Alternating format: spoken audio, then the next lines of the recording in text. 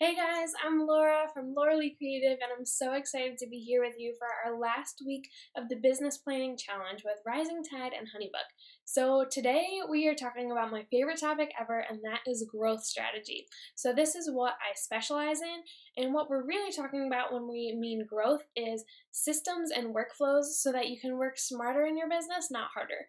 And I'm going to take a couple lines from the E-Myth blog. The E-Myth is a business book by Michael Gerber all about how to make systems in your business so that you are not just in maintenance mode all the time, essentially is what it boils down to. So Michael Gerber says that there are three different types of workers, and that is the technician, the manager, and the entrepreneur. So the technician is somebody who is basically doing all of the work in the business. So they're following the systems, they're doing all of the hands-on work that it requires to make the business run. The manager is a little more strategic and tactical, and their focus is to achieve results through others, and they are a planner and an organizer, and their job is essentially to turn vision into action, and they can manage other people to help them achieve results.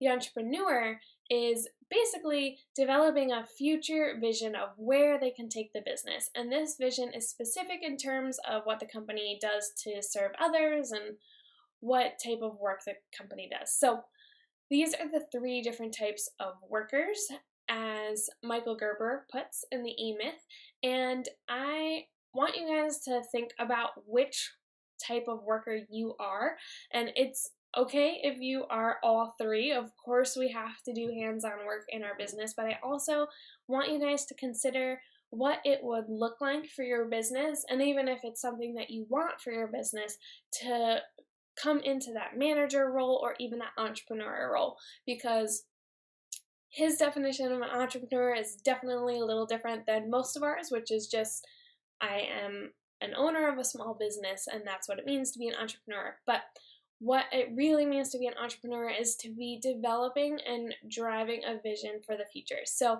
I'm going to talk to you guys today about systems and workflows and growth and how you can grow sustainably without overwhelm and get a little more work-life harmony. So I'm really excited to talk to you guys about this. I'm going to flip over so you guys can see my slides, and I'm so excited.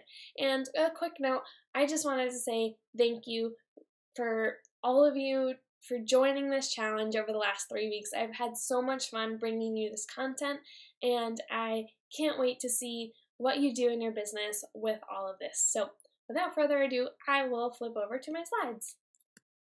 Okay guys, so now we are going to dive into the problem that most of us have when we don't have systems and workflows. So the first thing is that we are in maintenance mode all the time, and this is not good as a business owner because that means that we are not growing. So being in maintenance mode, we're doing lots of busy but necessary work, like answering emails and writing blog posts and posting to social media and stuff like that.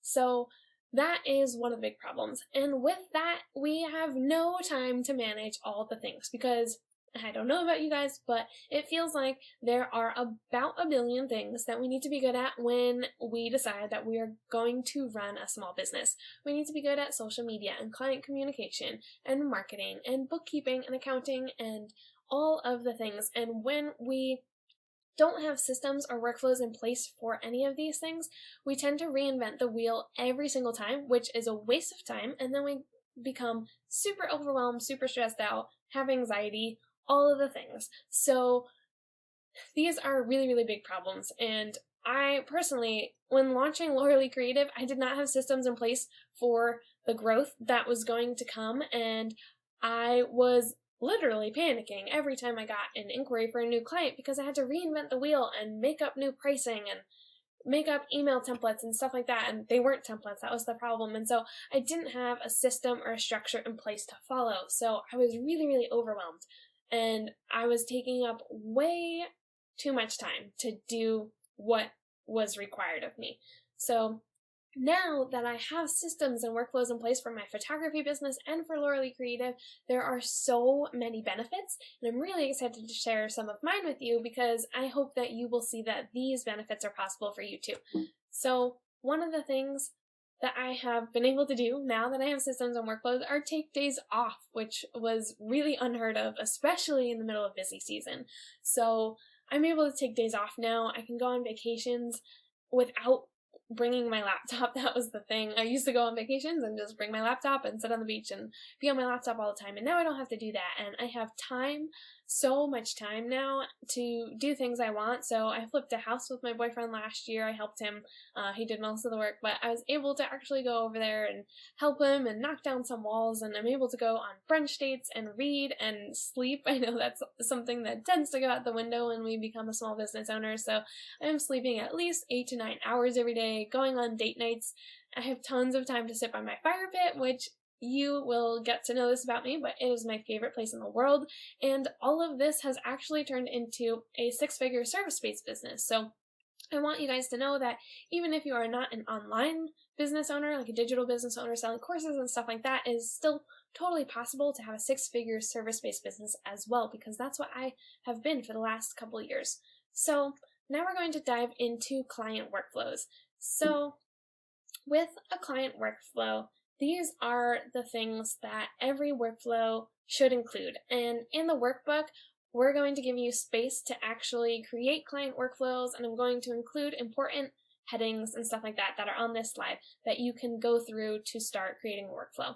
And essentially, your workflow is just all of the tasks it takes to complete a project or a design or anything like that. So for me, I have a wedding photography workflow, and that starts the minute somebody inquires all the way through to delivering their album. Mine is actually 142 steps. So I'm going to go into that. So every workflow should include tasks and subtasks. And not only that, it should also include deadlines. So one of the issues that I see with workflows, when people tell me, oh yeah, I have a workflow, I have a good foundation, because I actually teach and create workflows and systems for people. So one of the things I see is the workflow doesn't actually include any of the steps. So for photography, it might be send pricing guide, shoot engagement session, blog engagement session, deliver session, shoot wedding, blog it, edit it, cull it, design the album, and deliver it. So it's like 10 steps for a wedding workflow.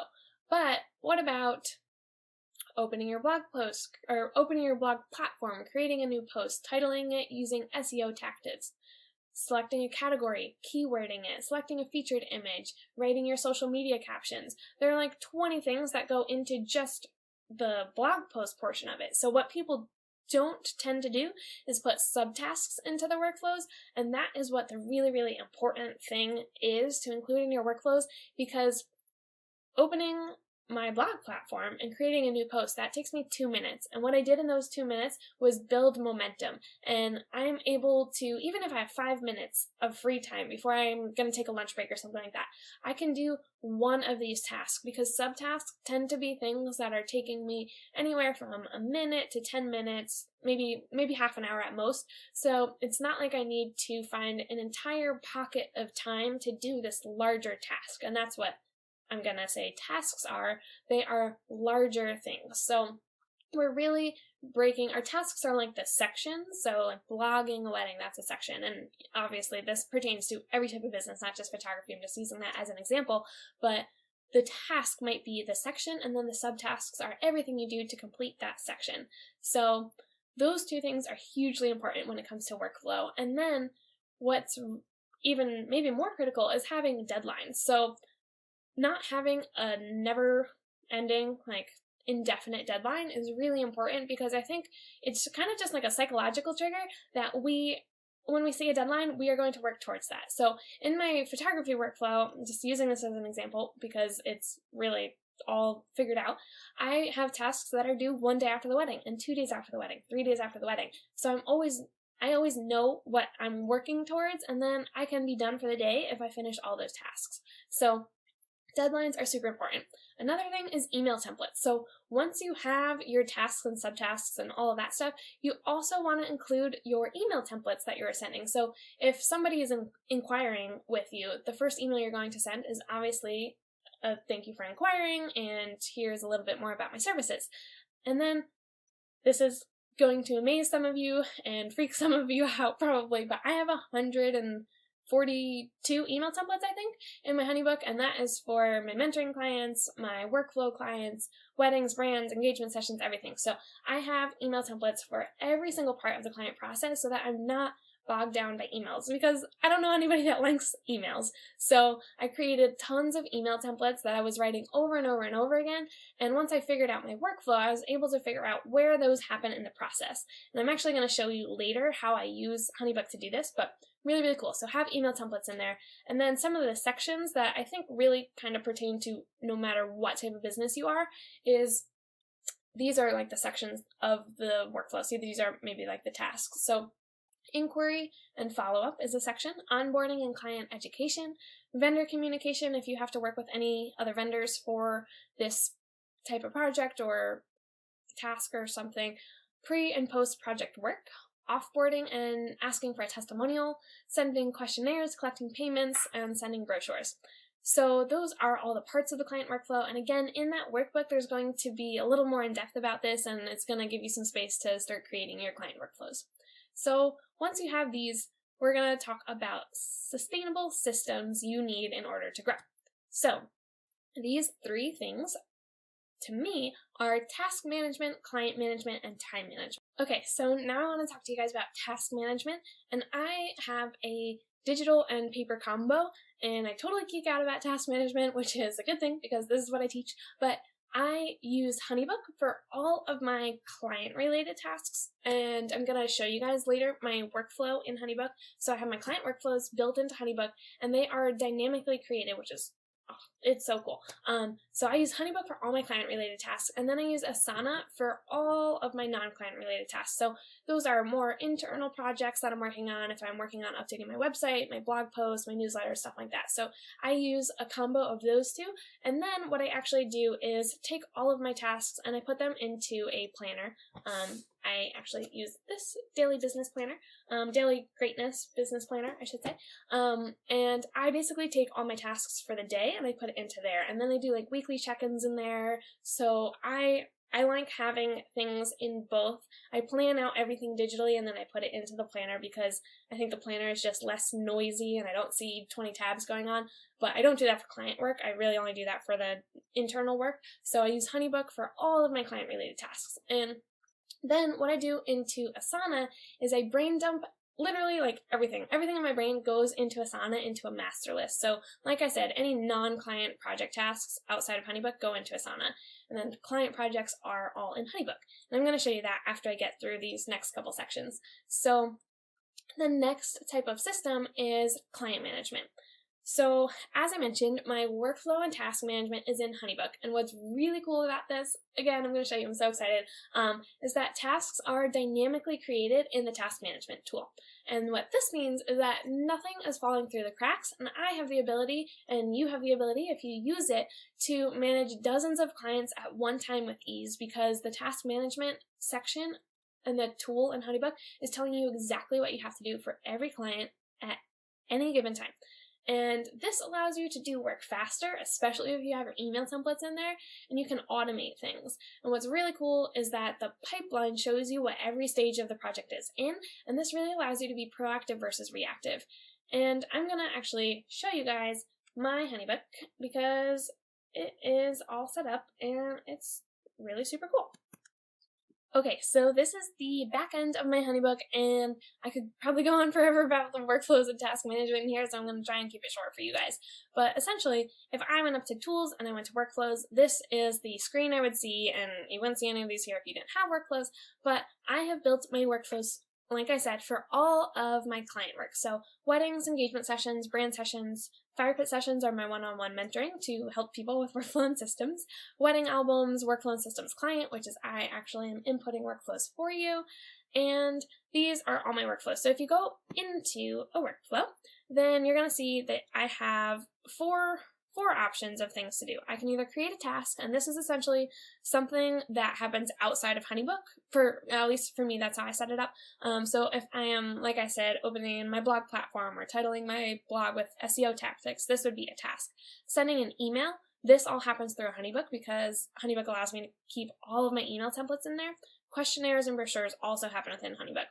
So I'm going to show you a little bit about this. So what's really cool is I can set triggers. So if I create a task to call my inquiry that I am excited to talk to them, and then I send an inquiry email setting up a time to call, you'll see here it says 0 days after activating workflow, approved before sending, or over here it says 1 day after previous step is complete. So what's super cool is I can change my triggers based on when I want the task to happen. So it can happen any given amount of days, and I have 4 triggers here. So either after previous step is complete, after activating workflow, or before or after project date. And so what's really, really awesome is once I have all these workflows created, and I think the process for this is first to create your email templates, then to create your brochures, and then create your questionnaire. And in the workbook for this week, I'm going to give you guys sections to actually figure out what you need to create. So you'll see here I have all of my email templates, and these are all the ones in the drawer, so I have them labeled per, wedding, vendor, systems intensive, stuff like that. So all of my email templates are in there, and then all my questionnaire templates are in here, my contracts, my brochure templates. So once all that's created, then I can actually go and finalize my workflows.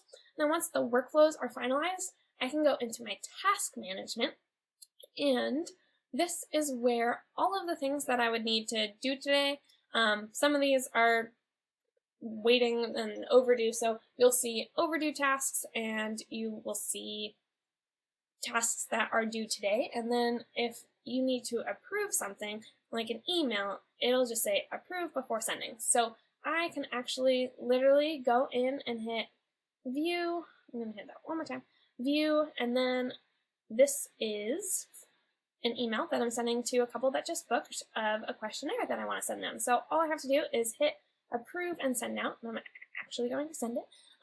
So that is how the task management system works. So all of this is dynamically created. So Ashley and Joe, that's a wedding I just shot. Ashley and Tim, I also shot that last week. So these are all of the things that I need to do. I did this morning. I charged my camera batteries. I formatted my memory cards. So these are all the things, and it really allows me to stay on top of all my clients and make sure nothing is slipping through the cracks. Because if you go to my main project homepage, you'll see I have 56 active projects right now. So this is showing you all the projects, and I can see what stage everybody is in. So inquiries, I'm waiting a response. I have followed up with them.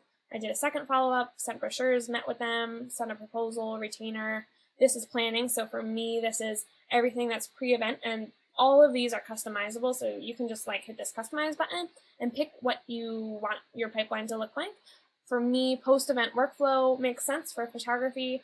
So I have anybody who still needs their images goes in here.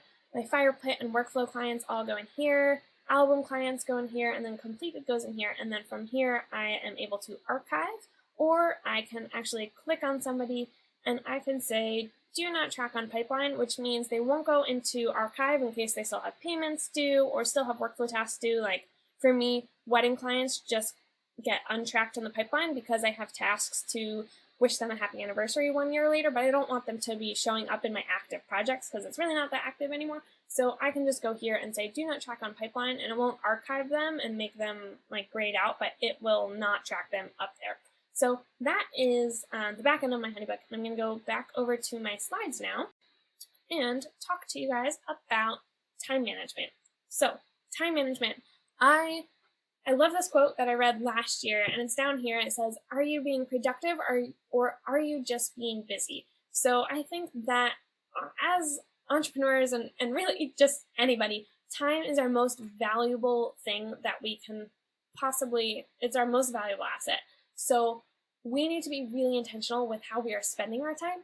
So a couple of the things that we can do to manage our time better is, number one, manage distractions. So I don't know if you guys have noticed, but technology is really difficult to avoid, and we just need to figure out how to manage it, because in the technology age, humans have developed a lesser attention span than goldfish. We actually have an 8-second attention span, and goldfish have 9 seconds. So that is mind-blowing to me, and we need to really figure out how to manage distractions. So there's a couple apps that I suggest on the workbook and here that you can use to better manage your distractions. One of them is Noisely. It's just a white noise app.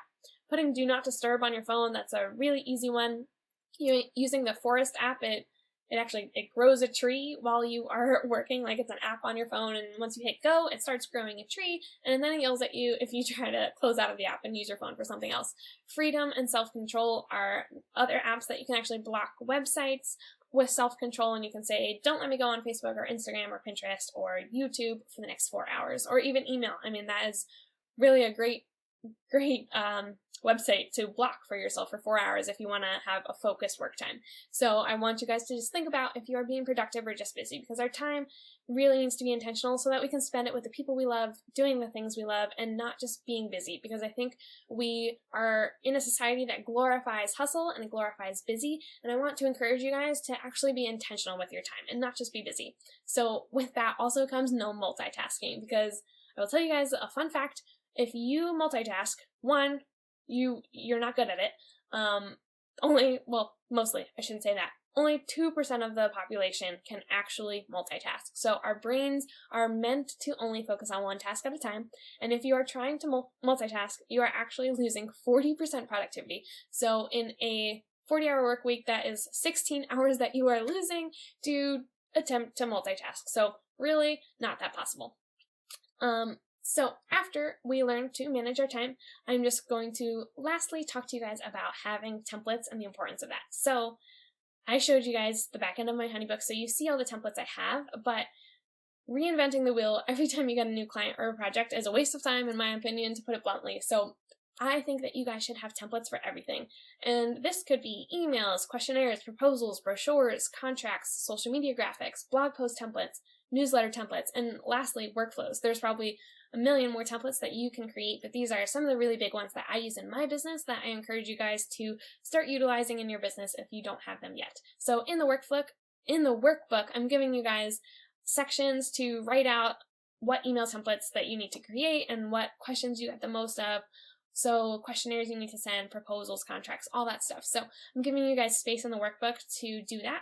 So I'm just going to say, take action and download that free workbook. It's going to be below this video, a link to that workbook, and this is a really, really good one. I'm so excited. So it's going to help you map out your growth strategy, and I can't wait to see how you grow your business. So with that said, don't forget to also participate in our challenge, which today is to head over to Instagram and post a picture of you doing something you were able to enjoy as a result of increased efficiency. Use the hashtag #OctoberBusinessChallenge in your post, tag Rising Tide Society, Lorely Creative, and HoneyBook, and we are going to pick a winner at the end of this challenge, so in the coming days and weeks, to win a free year of HoneyBook so that you can make 2018 your best year yet. So that concludes our 3-week business planning challenge, and I am so, so excited that I got to hang out with you guys and bring you this content over the last 3 weeks. I hope it was tremendously helpful, and I have a little tiny announcement that I'm super excited to make. I specialize in workflow and systems, if you haven't guessed that yet. So I am actually launching a systems course for creatives in January. Fingers crossed that's when it actually comes out. And I would be so honored for you to join me on my newsletter community so you can get updates about the challenge. So I actually have a free download link. It's going to be in the workbook. If you click the link in the workbook to 5 ways to master your time, schedule, and to-do list. So it's just going to be a quick workbook, and if you download that, you are going to get some info about when I launch the systems course for creatives. So I'm super, super excited about it because I know that working smarter, not harder, means less work, more life, and that is what I'm all about. So thank you for joining all of us on this challenge over the last 3 weeks. I can't wait to see what you do with your business, and please, please, please keep in touch. Like, I really want to know how this has helped you and what goals you're setting, what personal goals you're setting, how you plan on growing this year, and even just the brand strategy that you've come up with. So thank you so much for joining us, and I can't wait to continue following along with you.